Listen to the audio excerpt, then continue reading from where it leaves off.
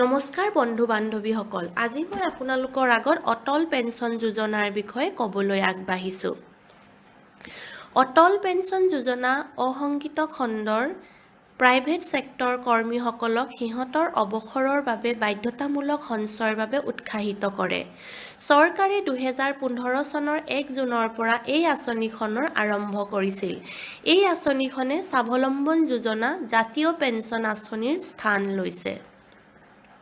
অটল pension যোজনাৰ সুবিধাসমূহ: 18ৰ পৰা 40 বছৰ বয়সত অন্তৰ্ভুক্ত হোৱা বিনিয়োগকাৰীৰ বাবে স্থায়ী পেঞ্চন 1000 টকাৰ পৰা 5000 টকাৰ ভিতৰত। বিনিয়োগৰ সীমাৰ পৰিৱৰ্তন হ'ব পাৰে। যদি বিনিয়োগকাৰীয়ে সোনকালে অন্তৰ্ভুক্ত হয়, ই কম হ'ব আৰু যদি পলমকৈ অন্তৰ্ভুক্ত হয়, ই বৃদ্ধি হ'ব। বিনিয়োগকাৰীৰ মৃত্যু হ'লে গিৰিয়েক বা ঘৈণীয়েকে একে পেঞ্চন পাব। গিৰিয়েক বা ঘৈণীয়েকৰ মৃত্যুত উত্তৰাধিকাৰীয়ে উল্লেখ কৰা ধৰণে পেঞ্চন সম্পদ ৰিটাৰ্ণ পাব। অটল পেঞ্চন যোজনা বৰঙনিত জাতীয় পেঞ্চন আঁচনিৰ নিচিনা একে কৰৰ সুবিধা আছে। ছেকশ্যন 80 CCDৰ অধীনত কৰৰ সুবিধা 50,000 টকা অতিৰিক্ত ৰেহাই পাব। যোগদানৰ সময় আৰু বয়স: অটল পেঞ্চন যোজনাত অন্তৰ্ভুক্ত হোৱাৰ বাবে নিম্নতম বয়স 18 বছৰ আৰু ঊৰ্ধ্বতম বয়স 40 বছৰ।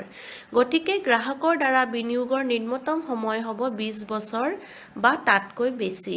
বৰঙনিৰ সীমাৰ টেবুল: গ্ৰাহক আৰু তেওঁৰ গিৰিয়েক ঘৈণীয়েকৰ মাহিলী পেঞ্চন আৰু উত্তৰাধিকাৰীক মুঠ সংগ্ৰহৰ পৰিশোধ আৰু বিনিয়োগৰ সময়সীমা নেক্সট পেজত দিয়া হৈছে।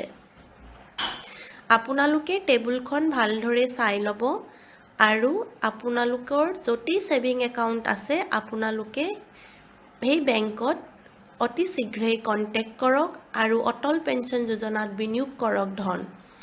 এই ভিডিঅ'টো মই সাধাৰণ ৰাইজে বুজি সুবিধা ল'ব পৰাকৈ বনাইছোঁ।